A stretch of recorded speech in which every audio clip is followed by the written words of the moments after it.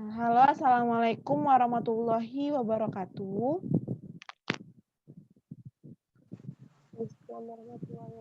Waalaikumsalam. Baiklah, di sini kami dari kelompok 4 dari sarflavonoid terpenilasi 1, yang mana di sini kami beranggotakan 4 orang, ya ada Nabila Zara, Erma Johar, Zulia Nur Rahma, dan Wisliana. Baiklah, kami akan mulai dari permasalahan yang pertama. Kursornya hilang. Ya, Baiklah, ini permasalahan Nabila Zara. Kepada Nabila kami persilakan. baiklah. Di sini yang pertama adalah permasalahan saya, Nabila Zahra, di mana permasalahannya adalah pada senyawa flavonoid bisa dikatakan tidak tahan terhadap panas, dan senyawa ini juga mudah mengalami oksidasi pada saat suhu yang tinggi. Akan tetapi pada proses isolasi dilakukan proses penguapan yang merusak dari struktur flavonoid itu sendiri. Nah, lalu bagaimana cara kita menstabilkan agar senyawa flavonoid ini stabil dan tahan terhadap pemanasan pada proses isolasi? Baiklah, kepada teman-teman, saya ingin menjawab permasalahan dari saya.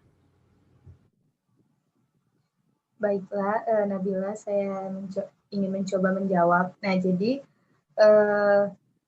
menurut saya itu dengan menggunakan pelarut, misalnya kita menggunakan etanol. Nah, etanol ini mempunyai toksisitas yang rendah, nah, sehingga lebih efisien untuk digunakan dibandingkan dengan pelarut yang lain.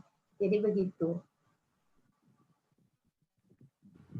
Baiklah, terima kasih kepada saudari Wisliana yang telah menjawab permasalahan saya. Tapi di sini jawaban dari Wisliana ini kurang lengkap atau kurang menjawab dari permasalahan saya, yang mana permasalahan saya ini bagaimana cara kita menstabilkan agar sel flavonoid ini stabil. Jadi, apakah ada teman-teman yang lain yang ingin menambahkan dari permasalahan saya? Erma ingin mencoba, Nabila. Iya, Erma. Ya, jadi benar yang dikatakan oleh Wis, namun saya sedikit menambahkan bahwa memang etanol dapat mengikat senyawa flavonoid yang terdapat dalam sampel sehingga dapat mencegah kerusakan dari komponen flavonoid yang tidak tahan panas. Nah, itu tuh biasanya peneliti itu memilih metode tanpa melakukan pemanasan atau penguapan untuk menghindari atau mengisolasi flavonoid karena takut komponen itu akan rusak. Namun jika harus dilakukan penguapan, diusahakan pada suhu yang rendah, biasanya itu 40, 60, dan juga tidak lupa dengan penambahan pelarut etanol. Seperti itu. Terima kasih. Baik, terima kasih kepada saudari Wisliana dan saudari Erma Johar yang telah mencoba menjawab permasalahan saya. Baiklah, di sini saya dapat menyimpulkan yang mana bisa dengan menggunakan etanol. Nah, etanol ini kan memiliki toksinitas yang rendah sehingga lebih efisien untuk digunakan dibandingkan pelarut yang lain. Nah, etanol juga dapat mengikat senyawa flavonoid yang terdapat dalam sampel, yang mana sehingga dapat mencegah kerusakan dari komponen flavonoid yang tidak tahan panas.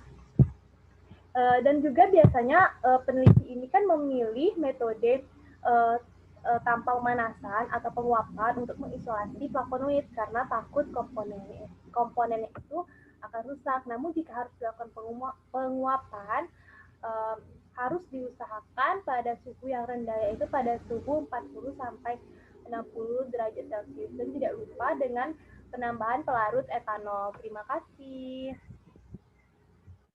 Oke, baik. Terima kasih Nabila atas permasalahannya, sungguh-sungguh sangat bagus. Kita lanjutkan pada permasalahan berikutnya, yaitu permasalahan dari Erma Johar, di mana plafon yang mengandung gugus metoksil hidroksi pada posisi 5 bila dipanaskan dengan asam iodida akan mengalami demetilisasi yang diikuti dengan penataan ulang. Nah, mengapa ketika dipanaskan dengan asam iodida akan mengalami demetilisasi dan diikuti oleh penataan ulang? Pada teman-teman yang ingin menjawab, Erma persilakan. Baiklah, di sini Erma Johar, saya ingin menjawab permasalahan dari Erma, yang mana menurut saya itu karena sebagai akibat terbuka cincin plafon dan resiklisasi. Nah, proses ini disebut juga penataan ulang Wesley-Moser. Selanjutnya, bila cincin B dari plafon itu mengandung gugus metoksi atau hidroksil, pada posisi 2, maka penataan ulang W dengan M itu dari senyawa plafon ini akan menghasilkan suatu plafon di mana cincin B dari plafon itu semula akan berubah menjadi cincin A pada plafon yang baru. Mungkin itu saja yang bisa saya jawab. Saya kembalikan kepada Erma. Baik, terima kasih. Namun di sini saya ingin teman-teman mungkin bisa ditambahkan agar lebih mengena, karena di sini jawaban Nabila kurang mengena. Adakah teman-teman yang ingin menambahkan? Erma, persilahkan. Saya Zulia ingin menambahkan jawaban dari saudari Nabila. Ya, Zulia, persilakan. Jadi di sini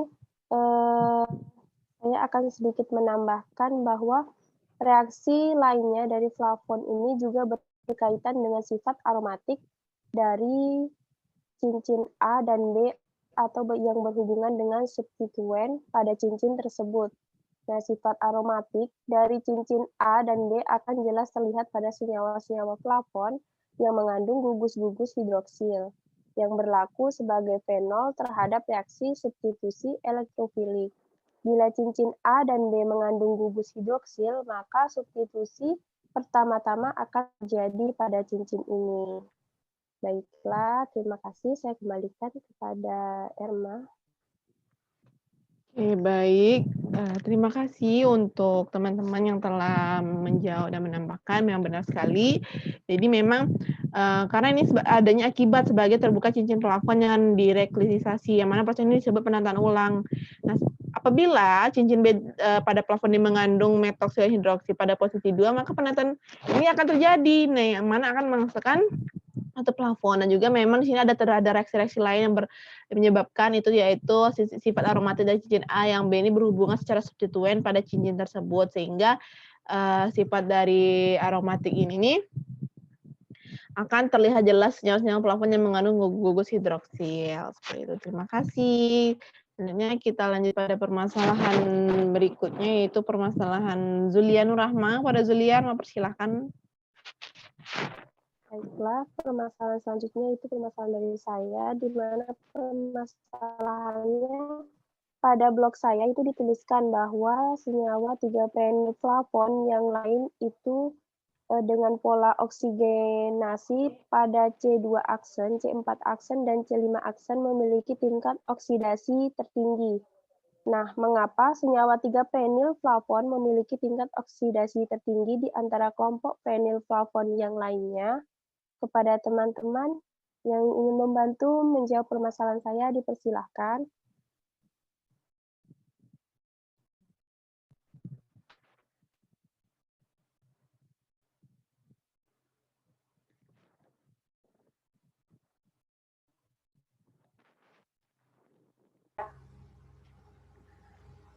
Erma ingin mencoba menjawab.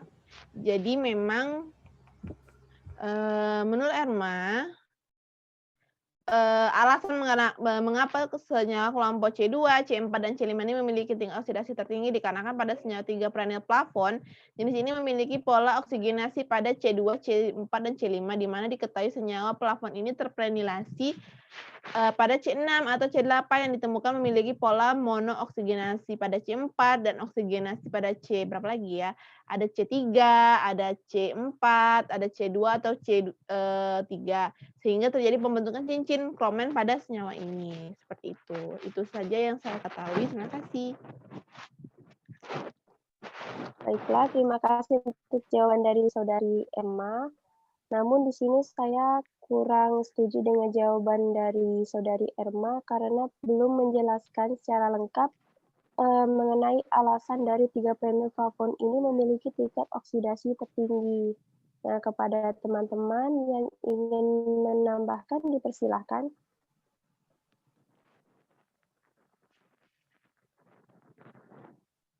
Baik, saya Zulia. Jadi benar yang dikatakan saudari Erma tadi. Nah, tapi di sini saya ingin menambahkan. Jadi menurut saya itu hubungannya yaitu terletak pada interaksi antara molekul oksigen dan semua zat yang berbeda pada jenis senyawa 3 flavon tersebut. Nah, yang mana pada senyawa tersebut itu terjadi pelepasan oleh sebuah molekul, atom, atau ionnya cepat sehingga pada senyawa kelompok C2, C4, dan C5 itu mempunyai oksidasi tertinggi. Nah, sehingga pada preanilasi pada C3 inilah yang memberikan banyak modifikasi struktur senyawa flavonoid. Nah, untuk keberagaman struktur dari senyawa hasil modifikasi ini juga tergantung pada oksigenasi pada cincin B. Nah, senyawa flavonoid ini juga dengan pola oksigenasi 2, 4, dan 5, sehingga menghasilkan modifikasi struktur yang lebih banyak. Saya kembalikan kepada Zulia. Baiklah, terima kasih untuk jawaban dari Saudari Erma dan Saudari Wisliana. Jadi di sini dapat saya simpulkan bahwa alasan dari senyawa kelompok C2, C4, dan C5 ini memiliki tingkat oksidasi tertinggi itu dikarenakan pada senyawa 3 prenyl flavon jenis ini tuh memiliki pola oksigenasi pada C2, C4, dan C5, di mana diketahui senyawa flavon terprenilasi pada C6 atau C8 yang ditemukan memiliki pola monooksigenasi yang memiliki hubungan pada interaksi antara molekul oksigen dan semua zat yang berbeda pada jenis senyawa 3 prenyl flavon tersebut. Baiklah, terima kasih. Saya kembalikan kepada moderator. Baik, terima kasih untuk Julia atas permasalahannya. Kita lanjut pada permasalahan berikutnya, yaitu pada permasalahan Wisliana. Kepada Wisliana, Erma persilahkan. Nah, jadi langsung saja ke permasalahan selanjutnya. Permasalahan saya yakni dikatakan di blog saya bahwa penambahan gugus prenyl hidrofobik ini dapat memfasilitasi perlekatan pada membran sel. Nah, prenylasi dapat meningkatkan aktivitas potensial flavonoid aslinya. Nah, mengapa prenylasi ini dapat meningkatkan aktivitas potensial flavonoid aslinya? Jadi kepada teman-teman, adakah yang ingin membantu saya dalam menyelesaikan permasalahan ini? Baiklah, saya Zulia ingin mencoba menjawab permasalahan dari Miss. Nah, jadi di sini menurut saya alasan dari prenylasi itu dapat meningkatkan aktivitas potensial flavonoid aslinya dikarenakan flavonoid terprenylasi atau prenyl flavonoid ini kita ketahui merupakan subkelas flavonoid yang penambahan gugus prenyl hidrofobik memfasilitasi pelekatan pada membran sel. Baiklah, itu saja. Saya kembalikan kepada Wis. Nah, jadi terima kasih sebelumnya atas jawaban dari Saudari Zulia. Namun di sini Zulia tidak menjelaskan mengenai gugus-gugus prenylnya, sehingga nanti dia bisa memfasilitasi perlekatan pada membran sel. Nah, jadi kepada teman-teman, adakah yang ingin membantu melengkapi jawaban dari Zulia? Saya Wisliana Nabila Zahra ingin mencoba menambahkan dari permasalahan Wisliana tadi bahwa di sini flavonoid terprenylasi atau prenyl flavonoid itu kan subkelas flavonoid. Nah, gugus prenyl dibangun dari blok penyusun 5 karbon yang dikenal sebagai isoprena. Nah, prenylasi melibatkan perlekatan dua jenis isoprenoid secara kimiawi. Nah, mereka memiliki gugus prenyl yang melekat pada tulang punggung flavonoidnya. Nah, biasanya diasumsikan bahwa penambahan gugus prenyl hidrofobik itu memfasilitasi perlekatan pada membran sel. Nah, sehingga prenylasi di sini dapat meningkatkan aktivitas potensial flavonoid aslinya. Baiklah, mungkin itu saja jawaban dari saya. Saya kembalikan ke Wisliana. Baik, terima kasih jawabannya atas Nabila dan Zulia. Jadi dapat saya simpulkan bahwasanya flavonoid terprenylisasi ini atau disebut juga dengan prenyl flavonoid ini dari flavonoid. Nah, biasanya gugus prenyl itu dibangun dari blok penyusun 5 karbon yang dikenal dengan isoprena. Nah, Renilasi ini biasanya itu melibatkan pelekatan dua jenis isoprenilasi.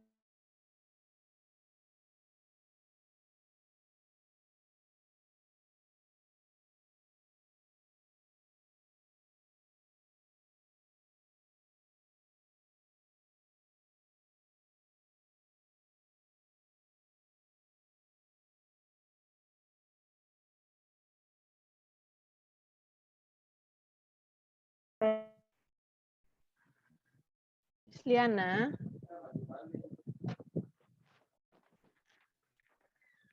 Oke, mungkin Wisliananya terkendala jaringan, tapi tadi permasalahan Wisliana telah dijawab oleh teman-teman.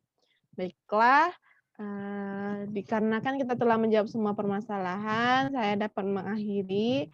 Wabillahi taufiq wal hidayah. Wassalamualaikum warahmatullahi wabarakatuh. Waalaikumsalam warahmatullahi wabarakatuh. Waalaikumsalam warahmatullahi wabarakatuh.